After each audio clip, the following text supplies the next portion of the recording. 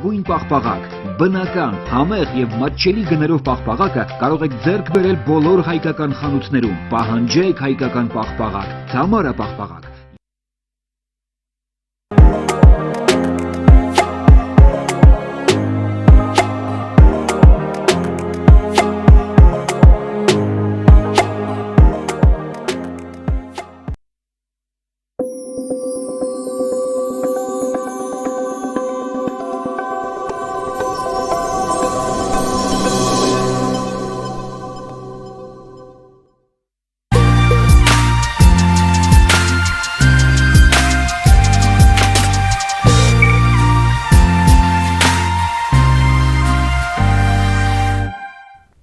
Hello to everyone. This is Viewpoint on Noyan Tapan TV, and I am Benyamin Poghosyan.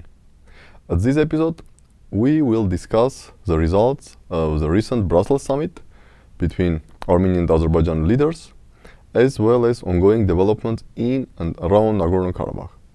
So, what happened in Brussels on July 15, 2023? According to Armenian Prime Minister, the meeting brought no results. However, we have to say that the meeting brought results, and the results were mostly negative for Armenia. So after the meeting, President of the European Council, Charles Michel, made a statement, quite long one, with clear points. And in these statements, there were several areas where clearly the Azerbaijani vision or Azerbaijani narratives were articulated. First, the mention of Lachin Road. And here the term is very important. Charles Michel did not speak about Lachin Corridor, but he spoke about Lachin Road. And if we look into the Azerbaijani narrative and Azerbaijani public official statement, they also use the term road. Of course, they are speaking about Lachin Khankendi Road, not only Lachin Road, but again, by dropping the term corridor and speaking about Lachin Road, Charles Michel clearly pushed forward the Azerbaijani narratives. Then he also somehow put the sign of equality between the so-called Lachin Road and Aghdam Road. The idea, which also is being circulated by Azerbaijani public officials, most recently by their foreign minister, that Azerbaijan is ready to supply everything which is needed in Nagorno-Karabakh, humanitarian supplies from Aghdam. So why not to use this road? And when Charles Michel said that the both roads, like Aghdam Road and Lachin Road, they are equally important, and he welcomed the idea of using the two roads, this is another example of pushing forward the Azerbaijani narratives. Then, of course, the special representative of the European Union, Mr. Toivoklar, stated that definitely the idea of using Aghdam Road does not mean that Lachin Corridor should be remained closed, that the European Union continues to demand the unblocking of Lachin Road or Lachin Corridor, and then the road from Aghdam should supplement but not substitute the Lachin Corridor. But in any case, the statement of Charles Michel, at least regarding this area, was clearly pushing forward an Azerbaijani narratives. Then, when speaking about the dialogue between, as Charles Michel noted, Armenians living in the territory of the former Nagorno-Karabakh Autonomous Oblast and Azerbaijani government, he did not mention any international involvement or about any international mechanism under which these negotiations should take place. While, as we know, Armenian government, by dropping all demands on Nagorno-Karabakh, accepting that Karabakh is Azerbaijan, even stopping to demand any autonomy or any status for Karabakh within Azerbaijan, and even dropping the term of status itself for their vocabulary, at least start from the summer 2022, now they speak only about one thing. The only demand which Armenia have is that some sort of dialogue which should took place between Armenians of Karabakh and Azerbaijani government about rights and security of Armenians of Karabakh should be under some international mechanism or under some international involvement. Of course, Armenian government did not articulate clearly and in details what does it understand under this international mechanism or international involvement, and this also creates confusion among international community and also among Armenian friends, because they don't clearly understand what Armenian government wants. But in any case, when Charles Michel speaks about the dialogue between Armenians and Azerbaijani government, and by using very strange term Armenians who live in the territory of former Nagorno-Karabakh Autonomous Oblast, like avoiding using the term Nagorno-Karabakh, and then speaking nothing about international involvement, this is also the pushing forward of Azerbaijani narratives. Let's not forget that after the previous summit in Brussels on May 14, the same Charles Michel spoke that some international involvement should take place for this dialogue. So for these two very important areas, there was definitely regress, at least for Armenia. Of course, we do not know what is going on behind the closed doors and what are the negotiations about, and why Armenian government did not confront or counter these statements after the summit, telling that, okay, for me there is no Lachin road, there is only Lachin corridor, and we still believe that there could be no negotiation between Nagorno-Karabakh Armenians and Azerbaijani government without international mechanism. Yes, Prime Minister, during his very recent interview to France Press, stated that yes, international mechanism is very important, without that no dialogue can take place. But again, let's not forget that the Charles Michel statement, albeit it wasn't signed by President Aliyev and Prime Minister Pashinyan, but it somehow was a result or summary of this trilateral meeting. So if something in the statement was against to something which was discussed or at least preliminary agreed during the meeting, it would be much better for Armenian government to clearly articulate its objections immediately after the release of the statement. It could be either in early morning July 16 or July 17.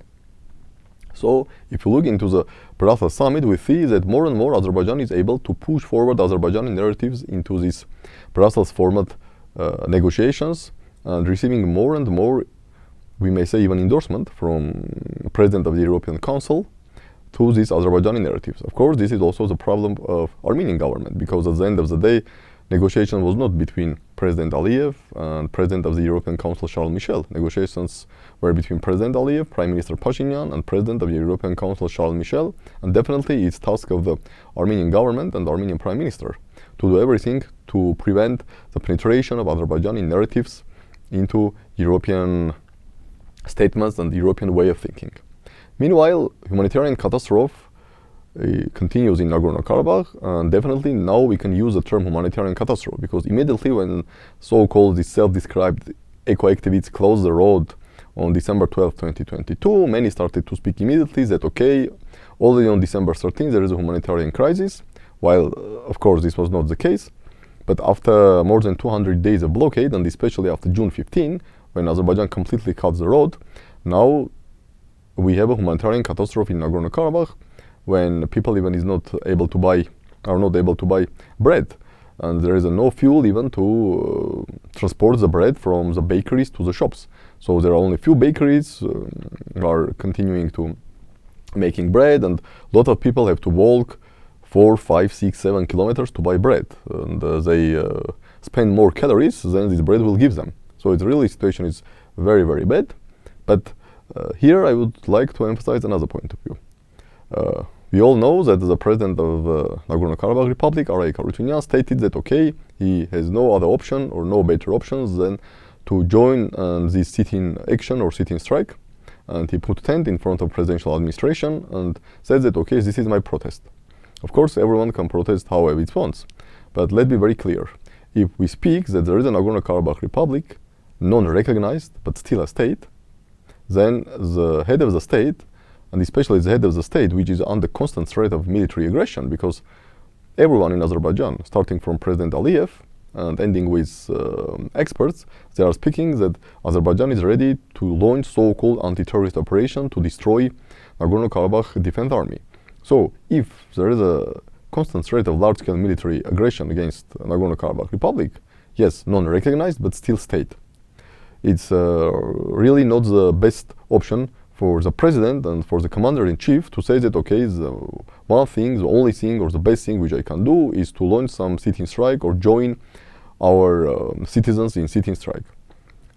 Ordinary citizens may organize sit-in strikes, they may even organize hunger strikes, like civil society members can organize whatever strikes. But it's not for the president of the republic, the president of the state, and it sends a very wrong message, I believe, to the international community. Because what international community may understand, okay, they may understand that, okay, all the talks about the state of Nagorno-Karabakh Republic, non-recognized but still functioning state, they will say, okay, either all this was some fairy tales, or at least now it's fairy tale, because again, the president of the republic, which faces existential threats, and which faces the large-scale military escalation by Azerbaijan, which may start every minute. Simply, he cannot say that, okay, the best thing which I do is go and sit in some tent. This is a wrong message to international community. I believe this is a wrong message also to people living in Nagorno-Karabakh, because then it creates acute sense of despair, and people have a feeling that, okay, it's now everyone, it's for itself. Like everyone should decide for his family, but this means that we will see, and I'm afraid we already are seeing, some defragmentation of society in Nagorno-Karabakh. Not only the state institutions are dysfunctional or becoming dysfunctional, but also society may become disfragmented and dysfunctional.